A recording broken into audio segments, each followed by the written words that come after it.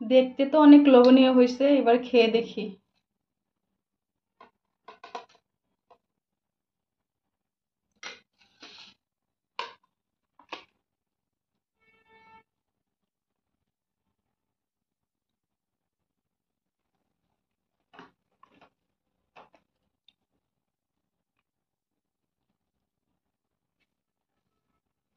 খেতেও কিন্তু অসাধারণ।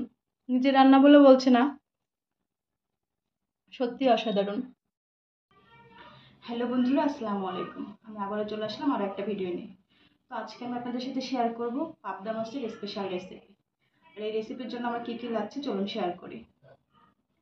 এখানে আছে 4টা শুকনো মরিচ, কয়টা কাঁচা মরিচ, অল্প একটু জিরা, সরিষা, আদা, পেঁয়াজ কুচি, আর এটা হচ্ছে রসুন, আর এখানে আছে 2টা টমেটো কুচি। আর এই সবগুলোই কিন্তু আমি বেটে নেব। তো চলুন বাটা শুরু করি।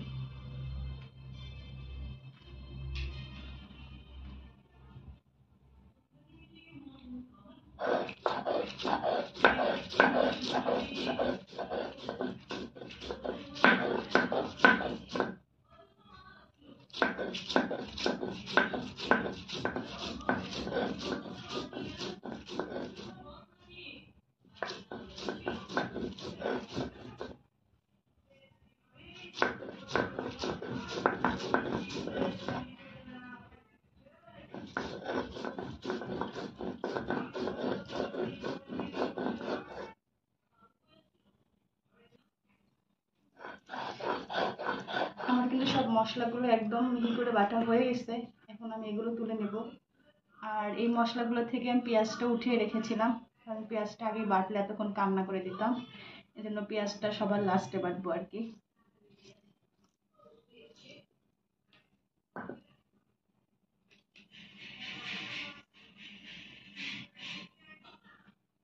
এখন এই টমেটো কুচিগুলো সবগুলো কিন্তু মিহি করে বেটে নিতে হবে।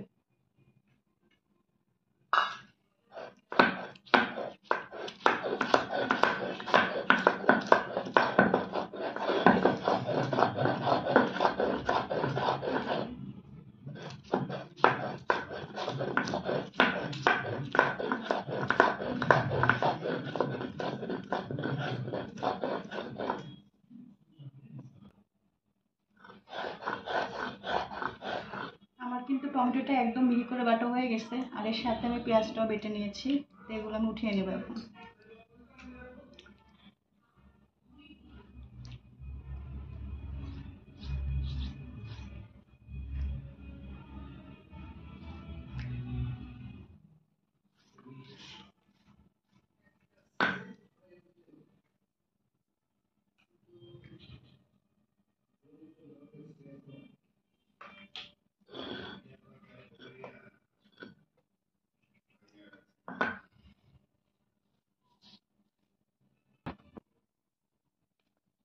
এই পাবদা মাছগুলো কিন্তু হালকা করে ভেজে ভেজে নিয়েছি, মানে সবকিছু দিয়ে মাখিয়ে দিব। প্রথমে দিয়ে দিচ্ছি টমেটো পেস্ট, আর এখানে তো সব মশলা দিয়ে বাটা আছে, এটা আমি দিয়ে দিচ্ছি।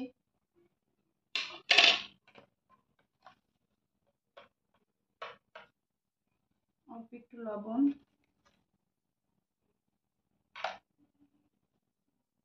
একটু হলুদ,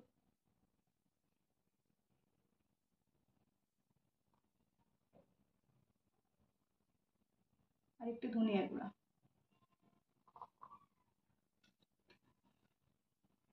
তেল দিয়ে মাখিয়ে দিব।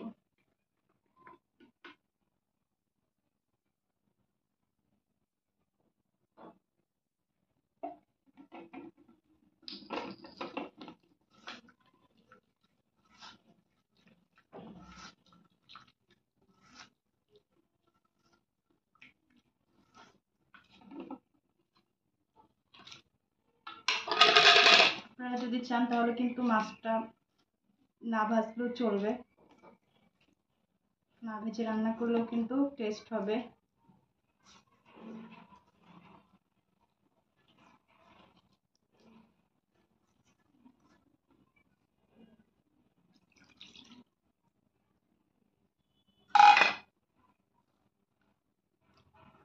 আর একটু পানি দিয়ে দিব।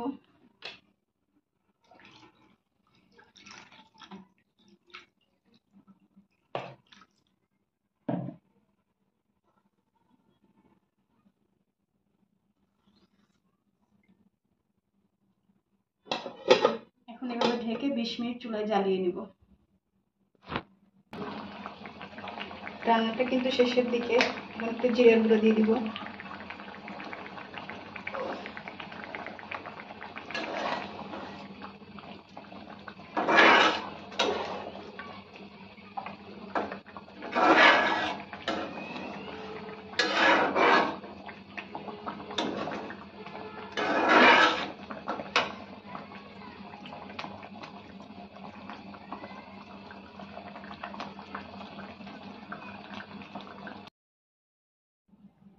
দেখুন আমার কিন্তু পাবদা মাছের এই রেসিপিটা একদম রেডি।